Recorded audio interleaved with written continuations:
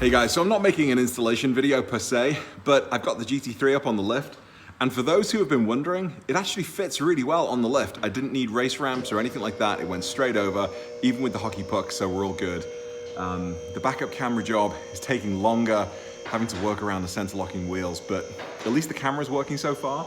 And I've got Donut here helping me out. So life's pretty good. It's a nice Sunday afternoon. Okay, so let's talk through the job a little bit.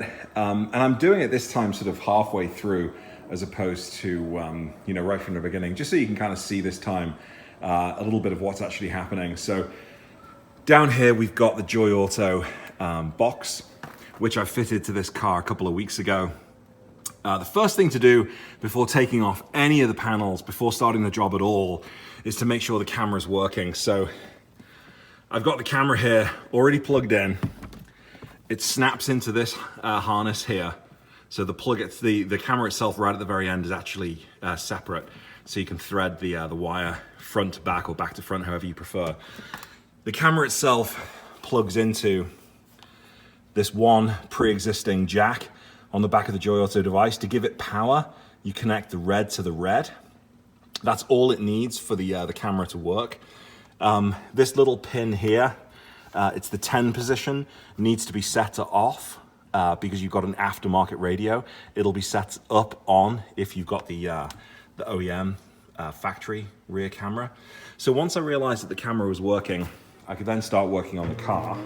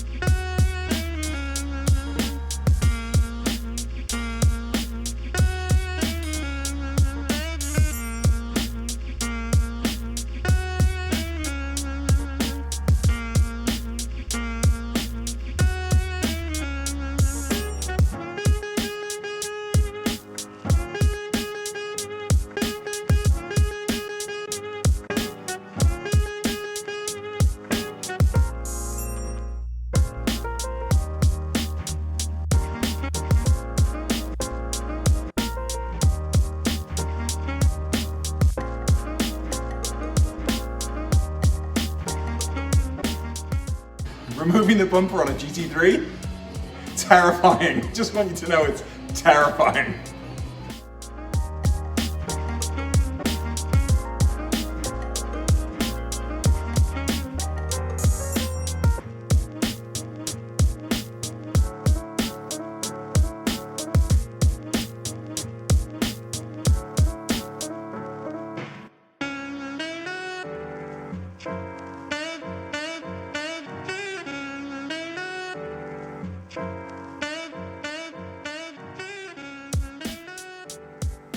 You guys, the GT3 is naked. Yep, it's naked. Let's go take a look.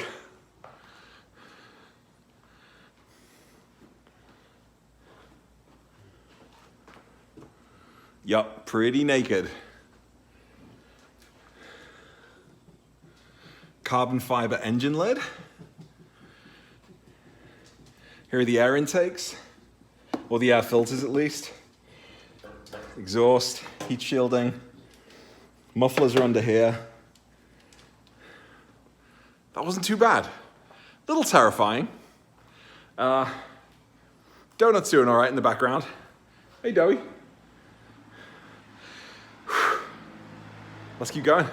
3 screws, T25s on the side, on each side. There were then 3 screws on this corner, 2 in the middle, sorry, 2 there, 2 in the middle, 2 on the other corner. And then across the top here inside the engine bay, 4 T25 screws across here. And then you need to remove the rear lights. So T25 again here and here. Then I was able to pull out the lights, disconnect them from their wiring harness. And then the last thing is you've got T30 bolts, one here and one on the other side. And then you're able to pull the bumper off. And then the last thing to do before fully taking off the bumper is making sure that you disconnect this wiring harness, which is for your lights above the, you know, what's it called? Your license plate. You're going to want to make sure you take time at this stage. Make sure you place the blue tape on your bumper to protect the paint, and then mark the position of the camera in the exact dead center from left to right. I like to put mine a little bit further back towards the back edge to keep the camera as close to the back edge as possible. And then you want to feed the wire through the hole and then situate the camera into position and just make sure it fits securely. At this point you can put a little bit of silicone putty or silicone paste in to make that watertight seal. In this case, for this camera, it came with a little rubber and adhesive plastic notch that essentially fits around the base of the camera to create that watertight seal and to make sure the camera stays in place. There was one for this side and then one for the other side.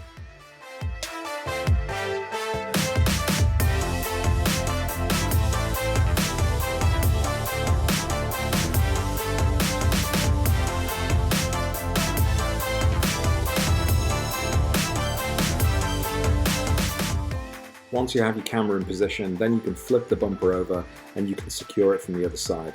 You can see here that I've got a locking nut that goes around the wire and goes all the way to the base of the camera. I also have that little waterproof silicone seal here.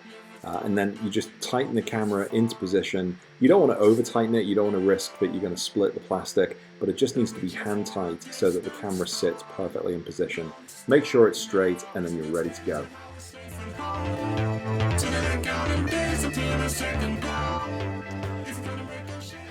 Well guys, I'm about halfway through the job. I'm approaching it slightly differently this time. What I've done is I've taken off the rear bumper, I've wired up the camera into the rear bumper so it's all situated now. Before I put the rear bumper back on, I'm just wiring it up to the Joyeauto one more time to make sure that it's working the way it should. And then what I'm gonna do just to finish off this evening is I'm gonna mount the rear bumper again while it's all still fresh, get that back on, tie up the wire, and then I'm going in through the front, wiring grommet inside the frunk, which is how I did it last time. You can go in through the back of the car. I wasn't comfortable taking out all the seats in my car. Given that this is a $100,000+ car and it's not mine, I am gonna take the safe approach. I'm not pulling out the interior that I might break clips and so on and so forth. So I'm sort of halfway through the job. Let's see if the camera's working and then we can get the rear bumper back on. Okay, so there's the rear camera. It's wired up. This is a very important part of the job. It can only go in one way, male and female. There are little arrows on the front. I'm not sure if you can just about see that, which tell you which way to put them in. And it goes in like once, and then you push it and it goes in again twice. So it feels like it's in, but it's actually not. And that has been the bane of a lot of people's existence. I'm running the wire on the cold side of the heat shielding. Now I'm going to be going underneath the arch of the car, taking it around, down, into the side sill, and then into the car in the front. But let's see. Let's just see if we can get this working.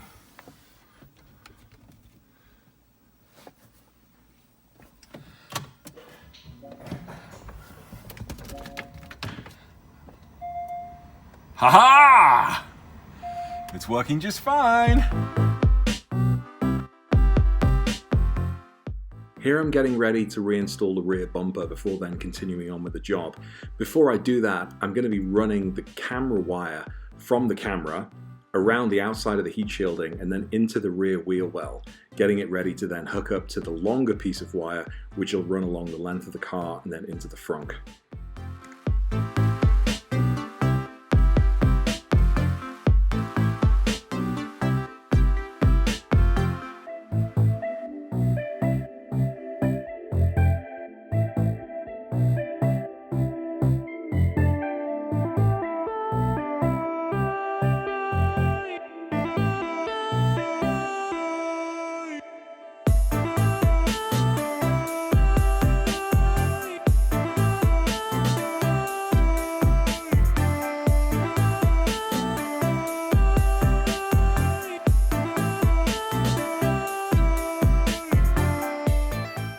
Now that I've got the rear bumper on and I've got the wire ready to go, I'm now going to start fishing the longer piece of wire forward through the car.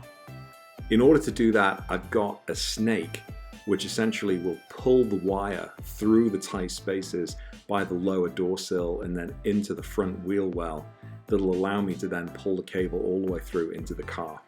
It's quite tricky, but with a tool like this snake, or cable pull, whichever you want to call it, it actually makes it quite easier. And I found that this job was so much easier using this tool than it was on my C2 trying to do it manually. So first off, I'm going to be just releasing some of the fasteners around the trim around the front wheel well, the liner there, and that's going to give me some wiggle room to play with to get the cable through. I'm going to be pushing the cable pull backwards through the lower door sill and pop out by the rear wheel. Then I'm going to use blue painter's tape, wrap that around, connect it to the snake, and then pull it back through the lower lip and through the lower door sill, sorry, and then to the front of the car. And this actually works out pretty well. I was quite impressed with this, so I wouldn't be intimidated by this job if I was to do it again.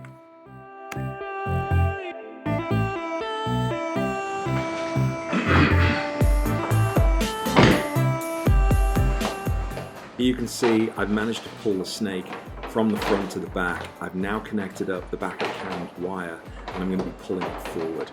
It's a little fiddly, and just making it sure that it goes past the inner plastic trim and then into the lower door cell is important so that you don't damage it as you pull it forward. But pulling it forward wasn't really too much of a big deal, and it made it all the way through.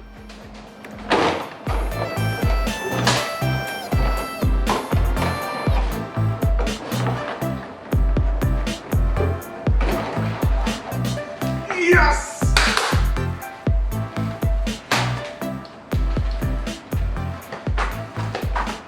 Woohoo!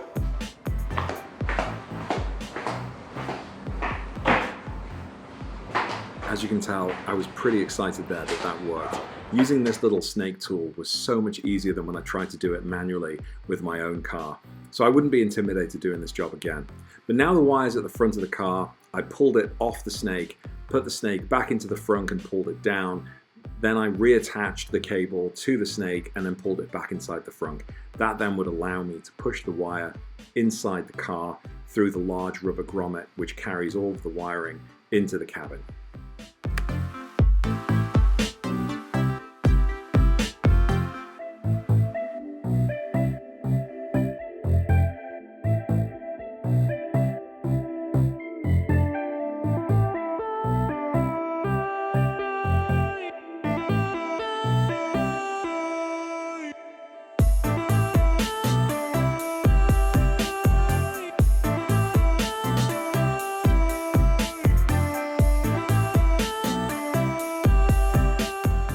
So that's essentially it for this video. Now the wiring was into the cabin. It was just a question of plugging it into the back of the Joyeauto device, connecting it to the Joyeauto's red hot wire. That would give the camera power, putting it all back underneath the steering column, and then that's it, it's away. So thanks for checking in. Let's just test it one more time to make sure that it's working, and I'll see you in another video soon. Cheers.